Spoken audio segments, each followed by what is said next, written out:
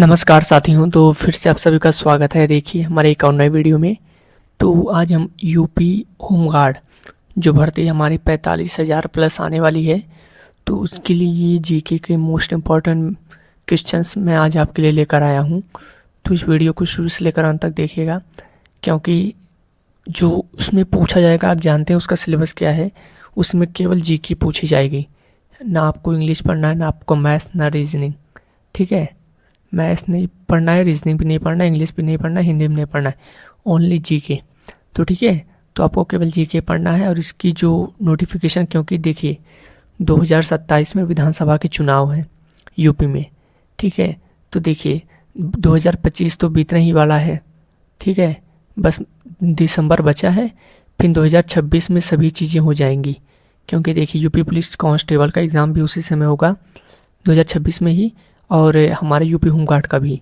ठीक है, तो देखिए आपको केवल जीके ही पढ़ना है और बिल्कुल अच्छे तरीके से पढ़ना है। और मैं आपके लिए आज प्रैक्टिस सेट लेकर आया हूँ और ये मैं डेली लाता रहूँगा। ठीक है, तो देखिए पहला ही प्रश्न आप करिए यहाँ पे। देखिए यहाँ पे पहला प्रश्न कर रहा है कि जो दांडी मार्च की शुरुआत हुई थी वो कौन सी जगह से हुई थी। ठीक है, दांडी मार्च की जो शुरुआत हुई थी वो कौन से जगह से हुई थी। तो पहला ऑप्शन है चंपारण, बिहार में पड़ता है। साबरमती आश्रम, अहमदाबाद, अगरतला या नागपुर।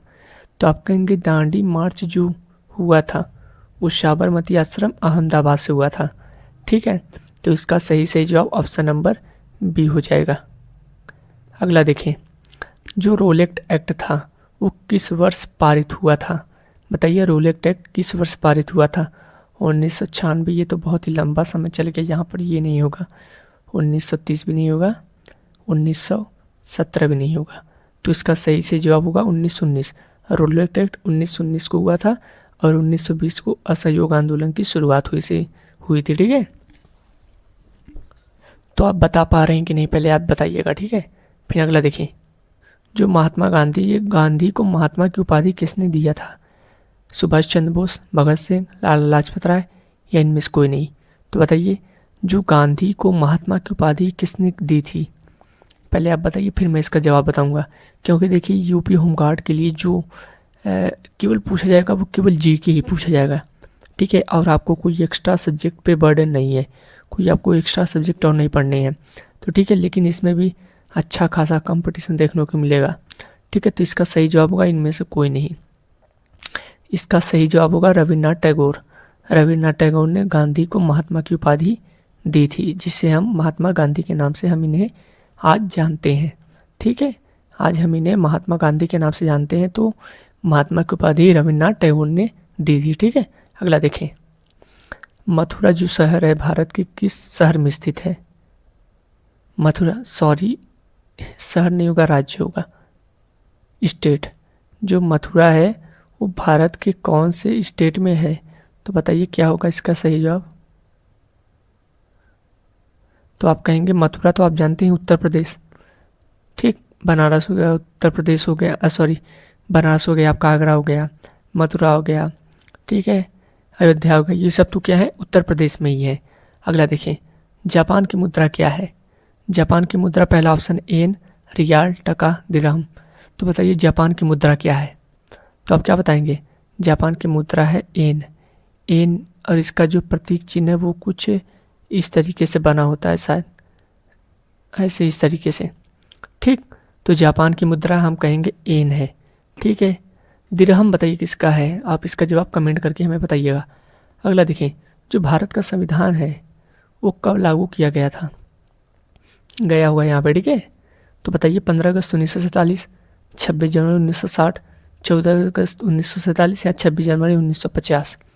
तो आप कहेंगे 26 जनवरी 1950 को भारत का जो संविधान है, इंडियन कॉन्स्टिट्यूशन, वो लागू हुआ था। कब, 26 जनवरी 1950 को। अगला देखें, जो कन्नौज के राजा को किसने पराजित किया था, किस राजा ने पराजित किया था। वास्तुपाल, मूलराज, पुलकेशिन द्वितीय। तो आप कहेंगे पुलकेशिन द्वितीय। तो ऑप्शन नंबर सी हो जाएगा इस प्रश्न का सही जवाब। ठीक है, अगला देखें, जो चौरी चौरा कांड हुआ था वो उस समय कौन सा आंदोलन हो रहा था। पहले आप बताइए क्या होगा इसका सही जवाब, पहले सोचेंगे तब बताएंगे।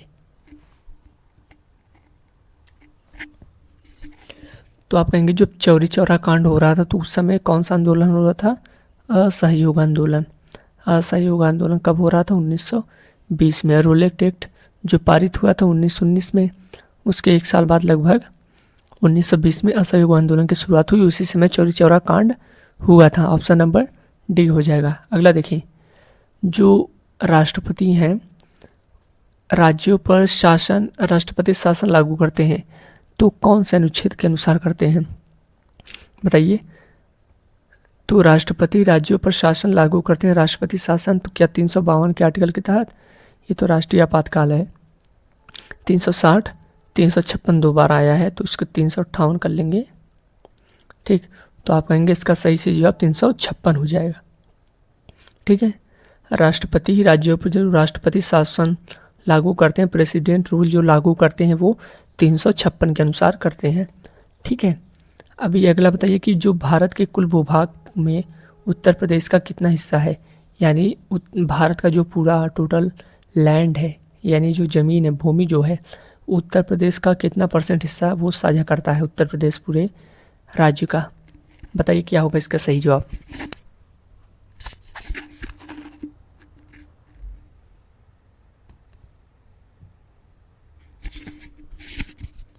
तो आप कहेंगे 7.34% के लगभग। तो ऑप्शन नंबर सी हो जाएगा। ठीक है। अच्छा, मैं आपसे कुछ प्रश्न पूछ रहा हूँ, आप अब ये बताइएगा कि जो भारत का जो सबसे बड़ा बंदरगाह है वो मतलब कौन सा है, कहाँ का है? तो मैं आपके ऑप्शन दे रहा हूँ। एक है अहमदाबाद, ठीक, एक है कोलकाता, एक है मुंबई, और एक ऑप्शन है आपके गांधीनगर। तो बताइए क्या होगा? अहमदाबाद, कोलकाता, मुंबई या गांधीनगर? तो बताइए क्या होगा इसका सही जवाब, जो भारत का सबसे बड़ा बंदरगाह है? तो आप कहेंगे वो हो जाएगा मुंबई। भारत का सबसे बड़ा बंदरगाह मुंबई में है। ठीक है। अच्छा, आप ये बता सकते हैं कि विटामिन सी की कमी से कौन सी हमें रोग होता है?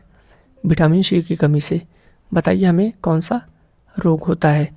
तो ऑप्शन आपको स्कर्वी, बेरी और रतौंधी हो गया, और बताइए क्या होगा इसका सही जवाब? 3 ऑप्शन है। तो आप कहेंगे स्कर्वी रोग हमें होता है।